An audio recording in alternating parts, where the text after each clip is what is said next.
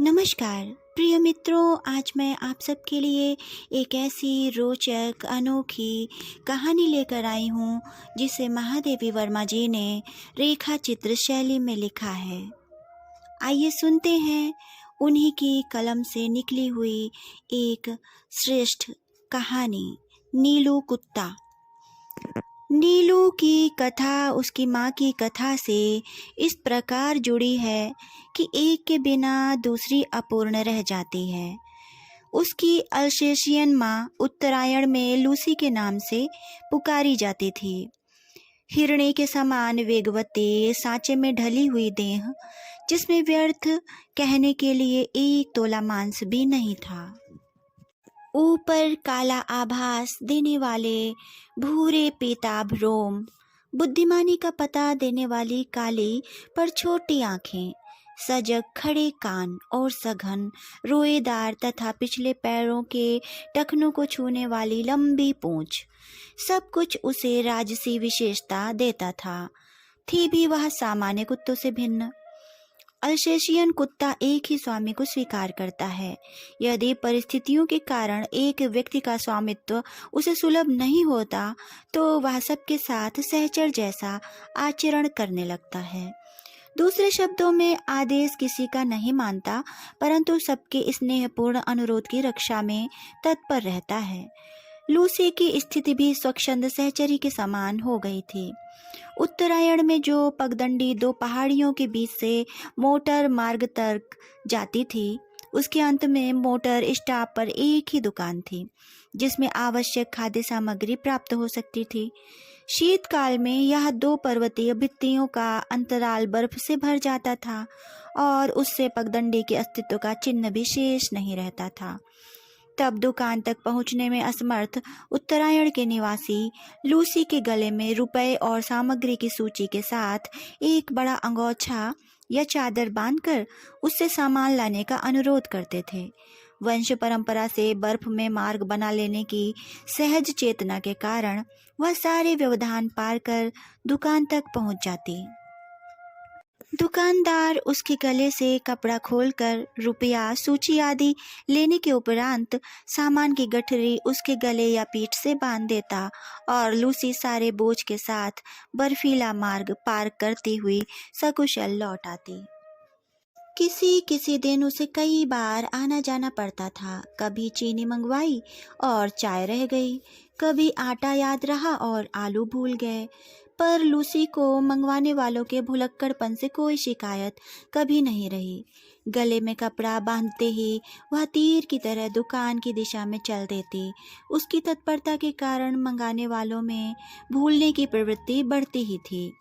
एक दिन किसी अधिक ऊंचाई पर बसे पर्वतीय ग्राम से बर्फ में भटकता हुआ एक भूटिया कुत्ता दुकान पर आ गया और लूसी से उसकी मित्रता हो गई। उन दोनों में आकृति की वही भिन्नता थी जो एक तराशी हुई सुडौल मूर्ति और अनगढ़ शिलाखंड में होती है, परंतु दुर्दिन के साथी होने के कारण वे सहचर हो गए। उन्हीं सर्दियों में लूसी ने दो बच्चों को जन्म देकर अपनी वंश वृद्धि की, किंतु उनमें से एक तो शीत के कारण मर गया और दूसरा अपनी ही जीवन ऊष्मा के बल पर उस ठिठुराने वाले परिवेश से जूझने लगा।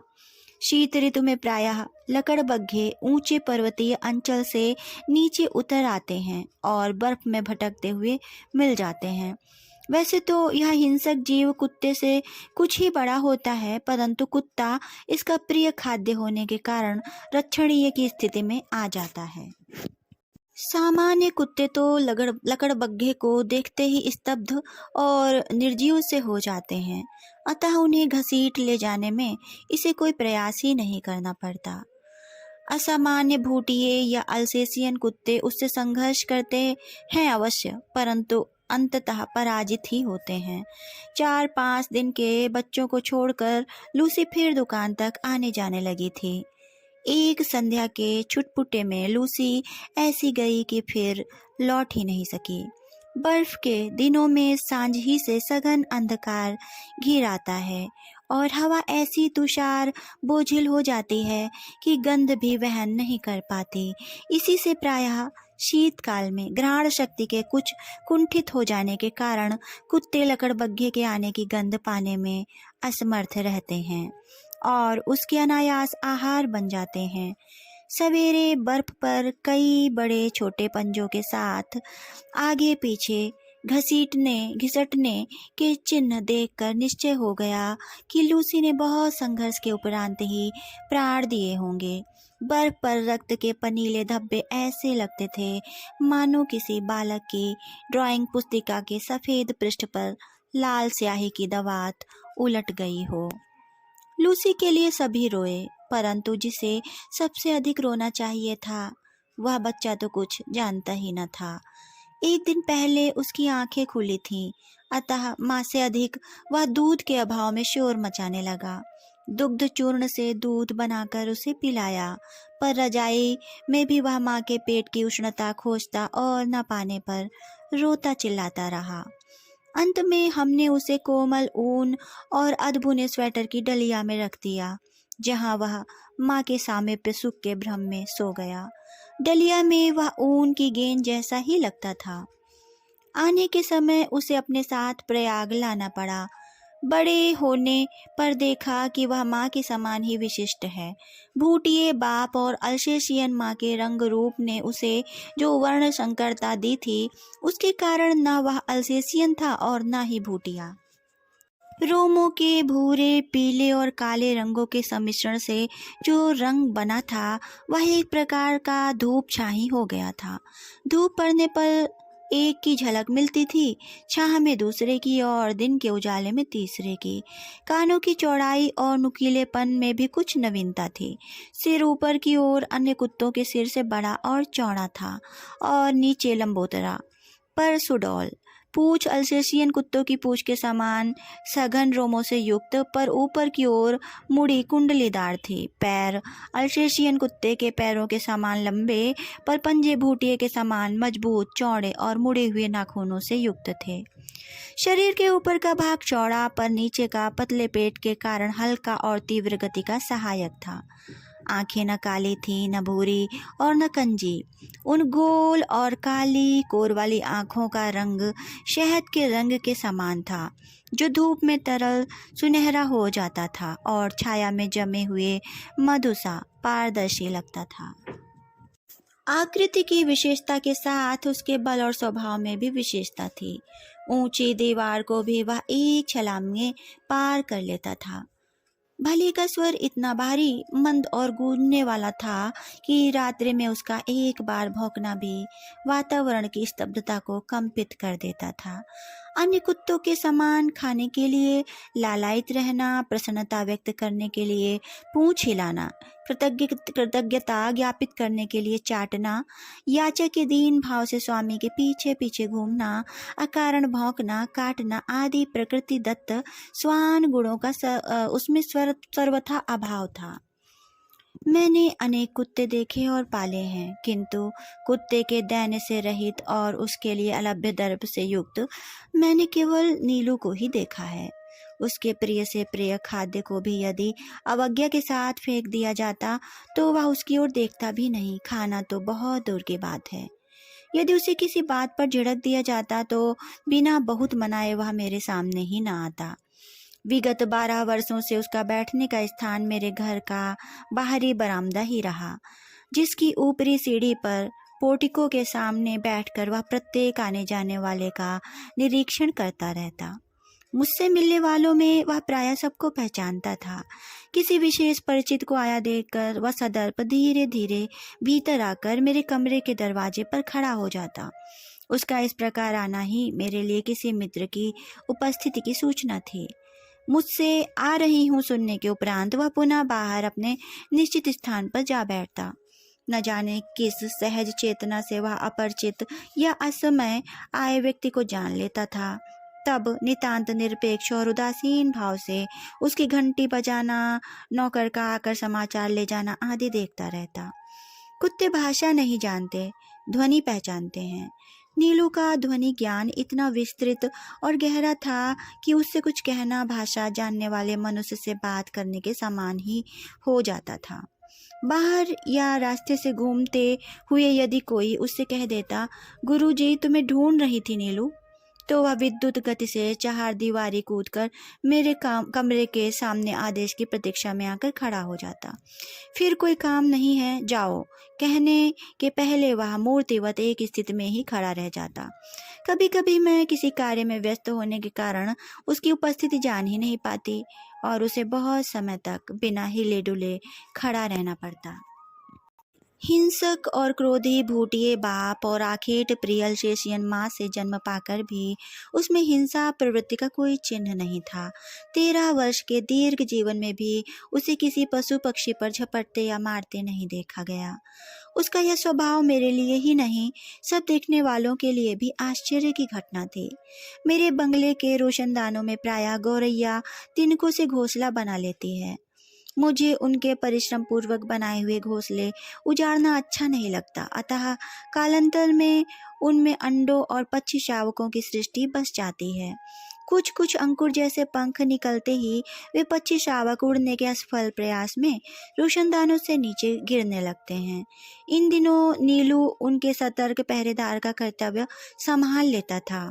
उसके भय से कोई भी कुत्ता बिल्ली उन नादान उड़ने गिरने वालों को हानि पहुंचाने का साहस नहीं कर पाता था। कभी कभी बहुत छोटे पक्षी शावकों को पुनः घोंसले में रखवाने के लिए वह उन्हें हौले से मुख में दबाकर मेरे पास ले आता था। जब तक रोशनदान में सीढ़ी लगवाकर मैं उन बच्चों को घोंसले में पहुंचाने की व्यवस्था न कर देती, तब तक वह या तो बड़ी कोमलता से उसे दबाए खड़ा रहता था या मेरे हाथ में देकर प्रतीक्षा की मुद्रा में देखता रहता। सवेरे नियमानुसार जब मैं मोर खरगोश आदि को दाना देने निकलती, तब वह चाहे जाड़ा हो चाहे बरसात मुझे दरवाजे पर ही मिलता और मेरे साथ साथ घूमता। पक्षियों के कक्ष में 2 फुट ऊंची दीवार पर जाली लगी हुई है। नीलू दीवार पर दोनों पंजे रखकर खड़ा हो जाता और अपनी गोल आंखें घुमाकर प्रत्येक कक्ष और उसमें रहने वालों का निरीक्षण परीक्षण करता रहता।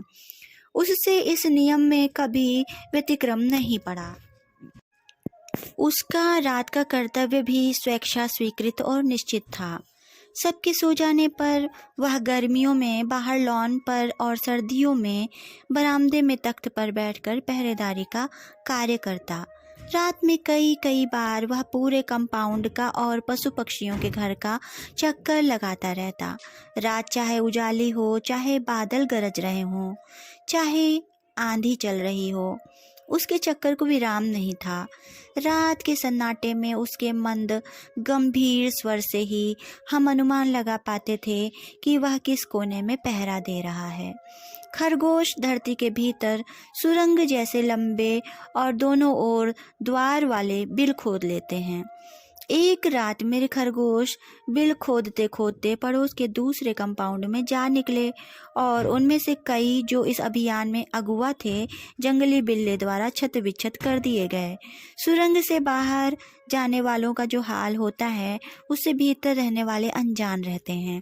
अदा एक के पीछे एक निकलते हुए खरगोशों में सभी को मारजारी या श्रृगाल का आहार बन जाना पड़ता, किंतु उनके सौभाग्य से पहरे के नित्य क्रम में घूमते हुए नीलों ने संभवतः पत्तियों की सरसराहट से सजग होकर चहारदीवारी के पार देखा होगा और शीत की कोहराच्छन्न रात की मलिन चांदनी में भी उसने खरगोश के संकट को पहचान लिया होगा।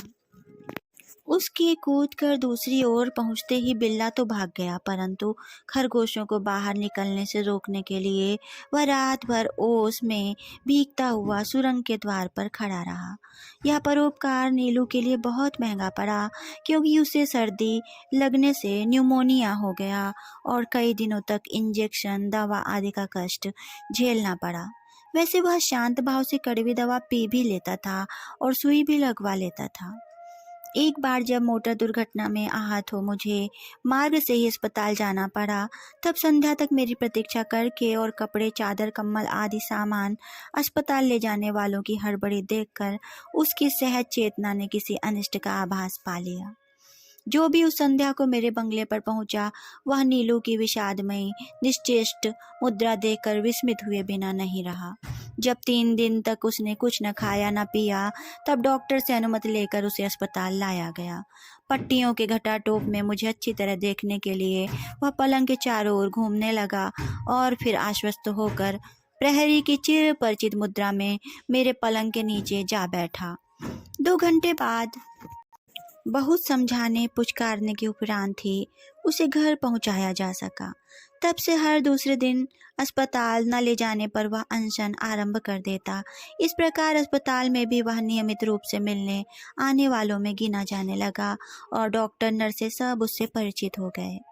नीलू को 14 वर्ष का जीवन मिला था और जन्म से मृत्यु के क्षण तक वह मेरे पास ही रहा। अतः उससे संबद्ध घटनाओं और संस्मरणों की संख्या बहुत अधिक है।